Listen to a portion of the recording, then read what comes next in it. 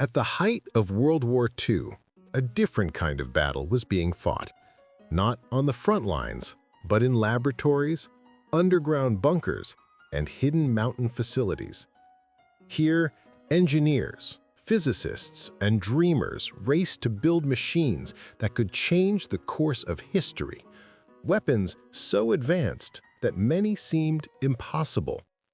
Some of these projects were real, tested under the shadow of collapsing empires, massive cannons that could level cities, submarines that crawled on land, and aircraft that looked more like science fiction than engineering. Others existed only in fragments, sketches, rumors, or documents lost to time, yet they fueled decades of speculation about what might have been. From the Silbervogel and Nazi flying saucers to the Gustav Cannon, Landkreuzer, Glocke, and Seeteufel, these were the so-called Wunderwaffe, the miracle weapons of the Third Reich. Some were real, some were myth, but all revealed one truth, that in the chaos of war, imagination can become as dangerous as the weapons themselves. But first, I ask that you like this video, consider subscribing if you enjoy this kind of content, and use the comments to suggest a next topic. Now, let's get to the video. Number 1. Silbervogel. The Silver Bird was one of Nazi Germany's most ambitious technological dreams. Designed by engineer Eugene Sanger, it was a spaceplane concept meant to fly along suborbital paths, something that wouldn't become reality until decades later with NASA's rocket programs. The idea was simple, yet revolutionary. The Silbervogel would be launched along a massive rail, propelled by rockets until it reached hypersonic speeds. Then, it would skip along the edge of Earth's atmosphere, using the planet's curvature and its own momentum to travel thousands of kilometers, bomb New York, and glide back to Europe. But the dream never left the drawing board. The technology required, heat-resistant materials, advanced engines, and thermal protection simply didn't exist in the 1940s. The project was shelved, but decades later, its concepts would inspire designs like the Space Shuttle and today's suborbital flight programs. Number 2. Flying saucers. Few people know this, but during and after the war, rumors began to spread that the Nazis were developing flying saucers. Projects like the Honnebu, the Vril, and the mysterious Repulsine, designed by Austrian inventor Victor Schauberger, promised to create aircraft powered by non-conventional propulsion, spinning air into vortices and generating lift from the Earth's own magnetic field. These ideas sounded revolutionary, but they lacked any real scientific foundation. No official document from the Third Reich proves that such crafts ever flew, only sketches, rumors, and layers of conspiracy theories. In the end, the myth of the Nazi flying discs was likely born from a mix of genuine experimental aircraft projects and the wild imagination of the post-war years. Still, the legend lives on in movies, books, and UFO theories that refuse to die. Number 3. Landkreuzer P.1000 Rata, the 1,000-ton monster. It was the largest tank ever imagined, a 1,000-ton colossus capable of crushing bridges and cities beneath its weight.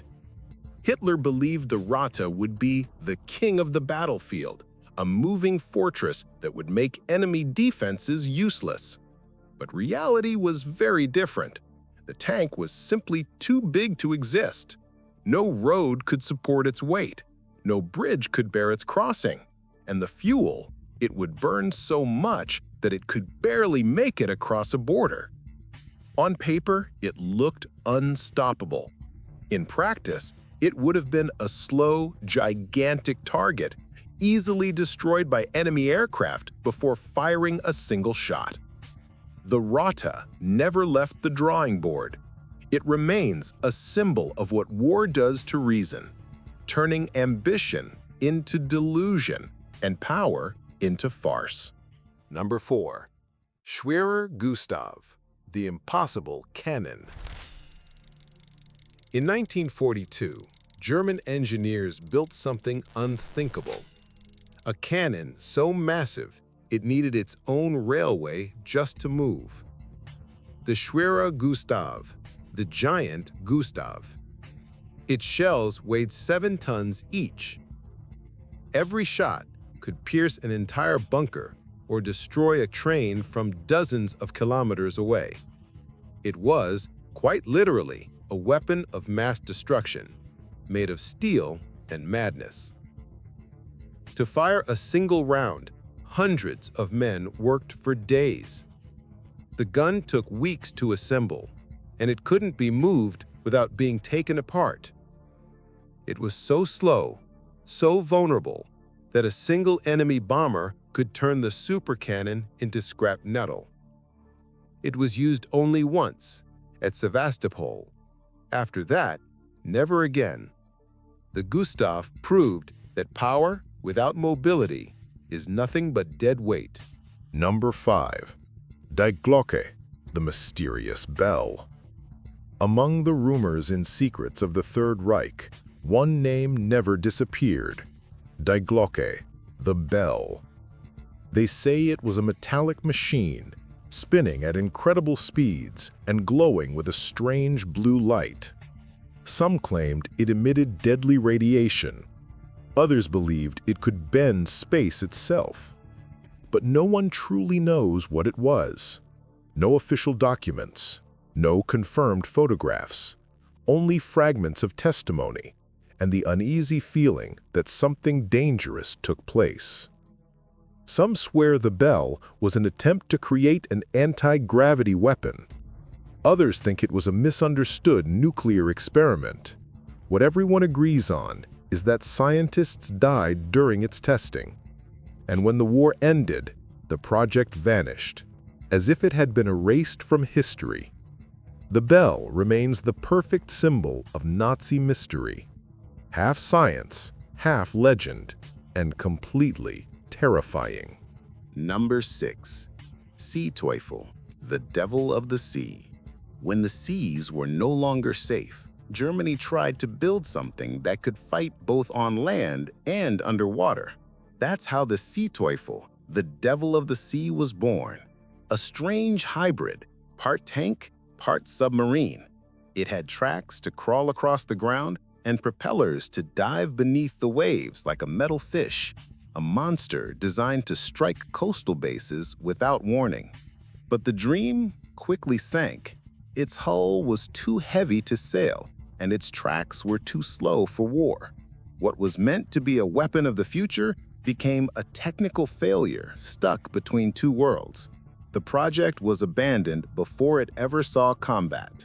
The devil of the sea never roared, but it remains a reminder of what happens when desperation tries to defeat physics. That was today's video. If you liked the video, leave a like, consider subscribing if you like this type of content, use the comments for a next topic, and I'll see you in a next video.